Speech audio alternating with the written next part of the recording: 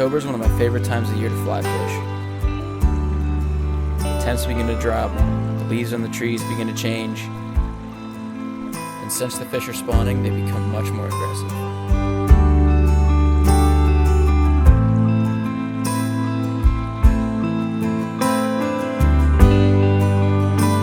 Feisty rainbows and wild browns share the waters of my home river.